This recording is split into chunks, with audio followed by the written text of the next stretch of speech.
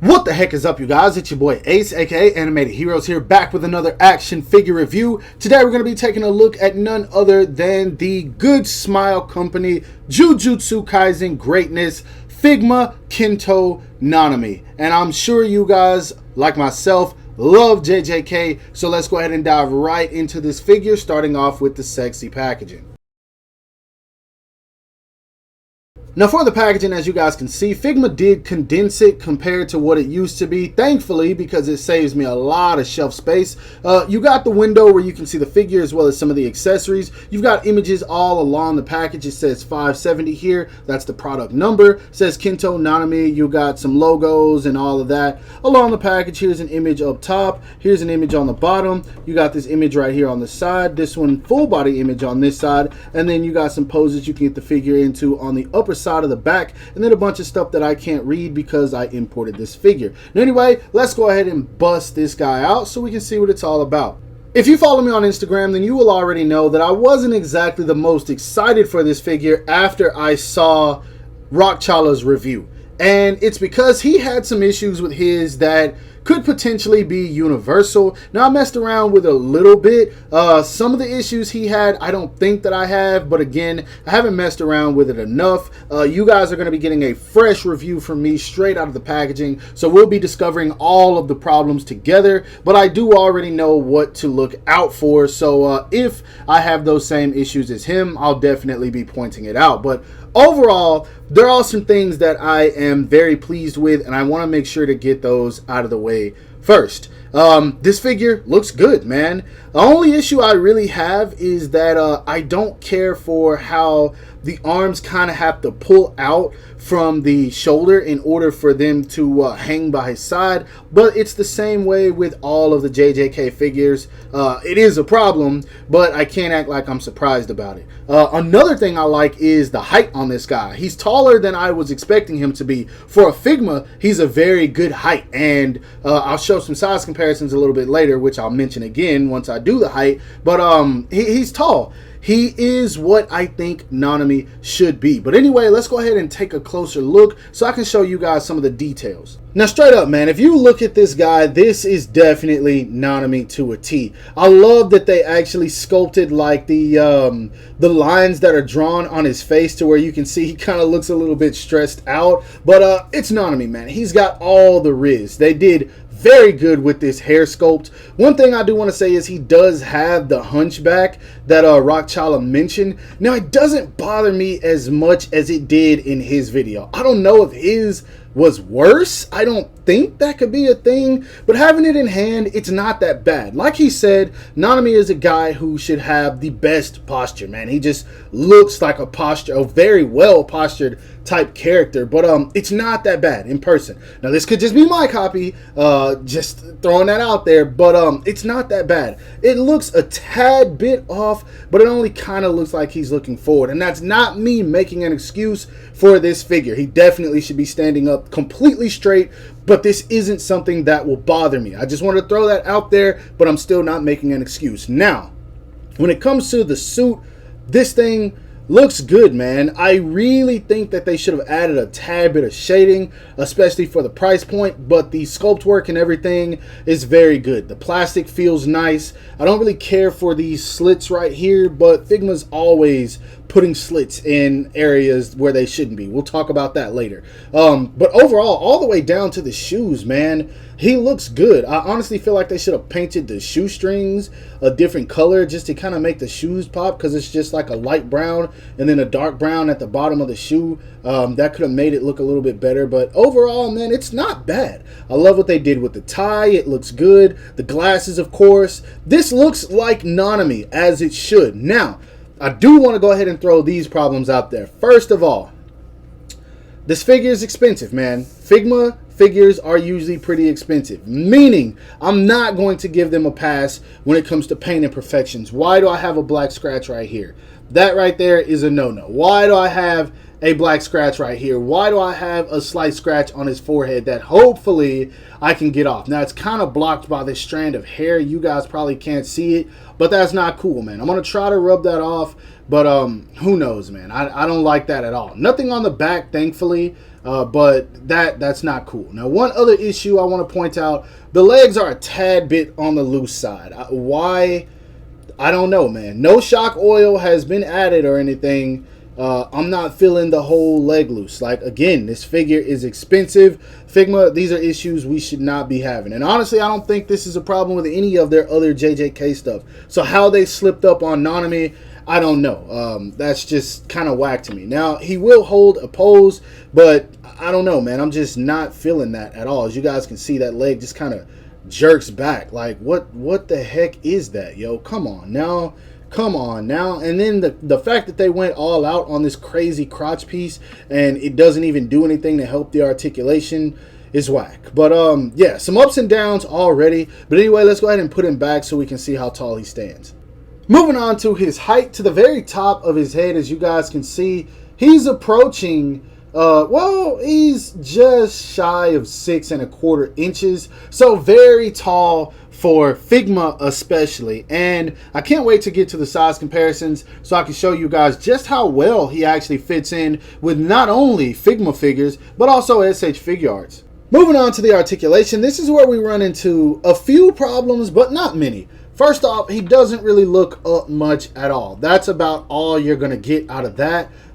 He does look down until the chin touches the collar, so that's the most you're going to be able to get. The neck feels a bit stiff, but you can move it. I'm trying to see. I think it's actually on a ball peg in here, a ball hinge.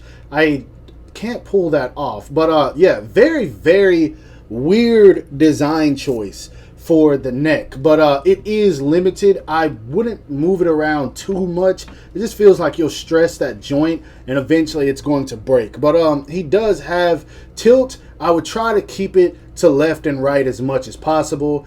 Maybe a little bit of up and down, but no more than that. Now, when it comes down to the arms, as you can see, these go up and out fine. So that is very good. You can bring them in very well also for those fighting poses, so that's good. He does have a swivel, but then once you swivel it, you see that ugly joint underneath there. That can't be helped, so that does suck, but I mean, you can hide it if you pose it correctly. Single jointed elbow ranges about that much. They should have just went with a double joint, man. That's pretty ugly. I don't know why they went with a single joint on this guy, but it's Figma. I'm starting not to question them. The hands are on the typical Figma hinge here. Very, very sturdy, and you can move them around almost freely. Restriction only being that around the cuffs on his arm. Now, with this suit on, you're not going to be able to move this guy around very much. Actually, I just lied, because yeah, you can. You can pop his whole back out. I was not expecting that, but I'm keeping that on camera for you guys. But yeah, you can get him to hinge, but then once you get it, you got to tuck it back in there. And this is how that works, and I'm guessing this is how you put on the other torso. I don't know if I'm going to utilize that very much, but yeah, you can move it around, but since this is all one piece, you will stress that plastic a little bit, so just be careful how you do that. The articulation is in there, but just based on this design, it's not exactly the most helpful. Honestly, I know it would have broken up the sculpt, but they probably should have made the upper half and lower half two separate pieces. Therefore, you could get that extra articulation, but I mean, it's Figma. Come on now. Now, for the legs, he can do the splits about that much, and, well, that's coming off. Yeah, we'll see if that comes off again. But, yeah, you can do, when you do the splits, it comes off. So, yeah, there's that. Anyway, I'll just show these without it. Here's the ugly crotch piece. As I said, some ugly aesthetic decisions. This is the one I was talking about. He kicks forward, but then, yeah. These legs are whack, bro. That's one thing I'll say. These legs are very, very whack. I don't know what they were thinking. The swivel and everything is in there. He has a single jointed knee, also very ugly. I wish they would just incorporate the SH Figuarts articulation, but it's Figma. The ankle pivot is kind of there. It's almost non-existent though. You can move the foot down. You can move the foot up. Again, ankle pivot is kind of there, kind of not, just depending on how you have it angled. And then the toe hinge is kind of there. So articulation wise, it's decent, but once you try to move him around at the legs, he is going to come apart. So just be expecting that. And I will show the articulation on the other upper torso after I go over the accessories.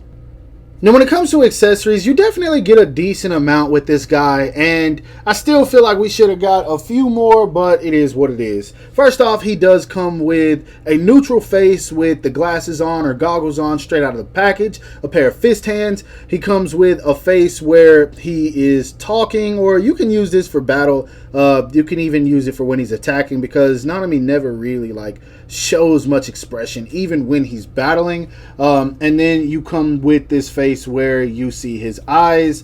This is where my boy is showcasing that he's got the Riz. Now, he comes with several sets of hands. He comes with a pair of weapon holding hands, a pair of stylish pose hands, a pair of, I don't even know what these are for, hands. I guess it's for when he's gripping his tie or collar. He comes with a hand for when his tie is tied around his hand, and then he comes with a hand, or I'm not even showing him off. He comes with a hand where he is gripping the goggles. So tons and tons of hands. Great on all of these, and that's still not even all of them. He comes with this extra upper torso, which this looks good, by the way. I want to give them kudos for this. This comes with a pair of relaxed hands on it. And as you can see, there are implications of articulation in here, so you can utilize this. Now, as you can see, it doesn't have any of the collars on, and that's because it's optional whether you want to have him with the collar with the tie on, or you can have him with the collar without the tie. So it's entirely up to you. I feel like that was a great decision. He does come with his weapon, which he will beat the brakes off of you with, just as Mahito. This thing, it looks okay. I feel like they should have went in on the bandages a little bit more, but I mean, it's fine. It just looks like a black or a white something with a bunch of polka dots on it. I don't know. But I mean, whatever, it's cool. And then last but not least, he comes with the bling bling. Every time I come around the corner, bling bling, pinky ring. He got the Rolly. This is dope. I like this a lot, man. This is when he told Mahito, bro, you on my time, bro. You are on my time. Don't play with me, yo. Like, I don't have time for this. This is dope, man. It's very simple. It's just a silver sculpted watch with a black face, no painted time on it or anything. But yeah, accessory wise, I think that they did okay. And one other thing that he comes with that I almost completely forgot about is this slash effect piece right here for his curse technique, which I completely forgot what this is or how it even works. Honestly, I never understood his curse technique, because I know he can slash you and then it doesn't kill you instantly unless he wants it to. It can kill you at another time. I don't know. But I never fully understood his curse technique. Honestly, I need to do my research on it. But yeah, this was cool to kind of throw in there. But I don't like these plastic pieces, man. This is kind of whack to me. So yeah, I will never use this. It's just about to go back in the back of the box. When it comes to the interchangeable torso, again, I feel like this was a genius idea, and it was very well executed. Honestly, all you do is pop the head off of Nanami and you slip it right onto this one after you choose which collar you want, and it works just fine. The articulation on this isn't the best.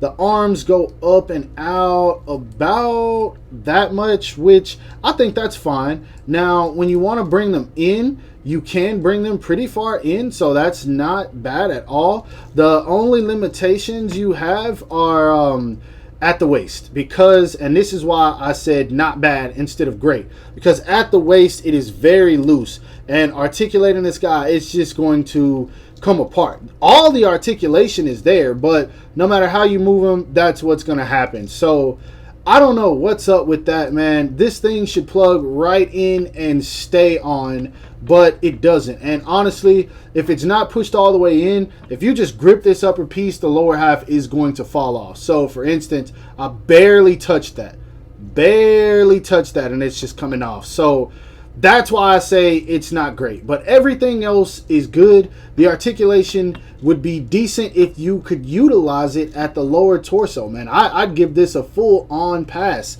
if you could. But overall, it looks good. The only thing that makes this look bad is this horrible-ass crotch piece, yo. I don't know who... It's Figma. And I just realized I got so irritated I didn't even show the articulation at the elbows. But it is on a single joint. But it bends in just fine. And then you can actually move these around because they are ball pegged into the elbow area. Hands are on a hinge. Not very limited at all. So yeah, I completely forgot about that part. There you guys go. Moving on to some size comparisons, here he is standing next to a couple of the sorcerers. We, of course, have him standing next to the Figma Yuji Itadori. We have him standing next to the Figma Satoru Gojo. And then we also have him standing next to the Figma Nobara Kugisaki. All of these, I think, decent. Yuji should be a tad bit... Actually, not. I think Yuji's perfect. I think all of these work very well together. Next up, here he is standing next to the SH Figure Arts rendition of these characters. We have him standing next to the SH Figure Arts Yuji Itadori, the SH Figure Arts Satoru Gojo, and the SH Figure Arts Megumi Fushiguro. All of these look great, man. Honestly, I still feel like he could work with these versions. So if you picked up the SH Figure Arts, it should work. As you can see, he's still taller than Yuji. He's neck and neck with Gojo, and he's a tad bit taller than Megumi. So this is good. This is one thing I will give props to Figma for. They upped the scale of this figure as they should have. Here he is standing next to a couple of more SH Figure Arts. We have him standing next to the SH Figure Arts Jujutsu Kaisen 0 Yuta Okotsu. We have him standing next to the SH Figure Arts Jujutsu Kaisen 0 Suguru Geto. And then we also have him standing next to the SH Figure Arts Sukuna. I was about to say Yuji. But yeah, again, he fits in scale with these characters fine. Yuta should be a tad bit smaller, but these are two separate lines, so I don't think it would be fair to say that. We'll have to see how Nanami fares standing next to the Figma Yuta, which, as much as I talked crap about it, I'm already knee-deep in this line, so I might as well pick it up, so I placed the pre-order. Now, one thing Figma doesn't need to do is Suguru Geto. They're not there yet. They need to just leave that alone. That'll be $100 figure with a million flaws. So yeah, hopefully they skip straight to Mahito. Lastly, for some extras, here he is standing next to a Medicom Toys or Mafex Batman Hush Nightwing. As you can see, he's actually taller than a Mafex. So that alone for Figma is impressive. We also have him standing next to the Kimetsu no Yaiba or Demon Slayer Figma Tanjiro. Had to show him because Demon Slayer is popping off right now. And then we have him standing next to a Marvel Legends Renew Your Vows 2-pack Spider-Man. Being completely real with you guys, I came into this review with a couple of expectations, and I am quite honestly surprised. I was expecting to have way more issues with this figure than I did, and I really was expecting to dislike it. And so I kind of took my time even getting to the review. I just got the figure today, but I've been dreading reviewing it all day. And honestly, it turned out to be a breath of fresh air. Now, that could be because of the fact that I had my expectations so low that I somewhat enjoyed it, or maybe it's just... It is what it is. You guys know how I feel about Figma. A lot of people think that I hate Figma. I don't. I want to like Figma, especially when they make characters that other action figure lines are not giving us. SH Figure Arts hasn't announced Nanami. You think I didn't want to get this? So, of course, I did, but I just have expectations for them. And when they sometimes make figures as good as some of the other Jujutsu Kaisen stuff, some of the Demon Slayer stuff, and then they give us letdown figures like Akaza. That is literally my least favorite figure of all time, by the way. It's hard, man. You never know. Figma is so up and down. They can give you something that could be one of your top 10 figures of the year, and then at the same time, they can give you something that's one of the worst figures of the year. And it just makes it very annoying when it comes to collecting Figmas because you never know what to expect. Buying SH Figure Arts, I know what I'm getting. Buying Mafex, I know what I'm getting. Buying Reveltech, I know what I'm getting. And it's just not the same with Figma. Now, While I give this guy a pass and I said that I did enjoy it, I am still going to point out the flaws. I was able to rub off those spots on the figure, the black spots I had that were excess paint. I was able to get those off with rubbing alcohol, but that doesn't excuse it. That should not come on a $90 figure. Automatic no. Joints on this figure should not be loose. That is an automatic no. Come on, Figma. Y'all gotta do better than that. I don't like the gaps in this figure. As you can see, there's a gap between the shoulders. I don't care for that at all. It is ugly. Single joints, absolutely unacceptable, man. Figma, come on now. Every action figure company is stepping up. It's time for Figma to step up to the plate, man. Otherwise, stop charging us so much for these figures. Because, yeah, while they look great and the quality of plastic is premium or whatever you want to call it, that does not excuse some of the mistakes that they make. Is this a perfect figure? Hell no. Is this close to a perfect figure? Hell no. Honestly, I give it a solid maybe a 5 out of 10. And for some people, that's going to be an automatic turnoff. It's an automatic no. But as a Nanami figure, I would say it's worth adding to your collection, at least until SH Figure Arts gets around to it. I'm thinking I'm going to try to shave down that horrible, ugly, just disgusting crotch piece that they did. And hopefully that will make it look better. Who knows? It might cause a ton of gapping under there. I don't know. I'm going to figure that part out. But overall, it's an okay figure. The accessories are great. The look of the figure is great. Articulation is on the okay side. It's just a lot of the engineering and design that really makes this figure bad. Well, I'm not going to say bad.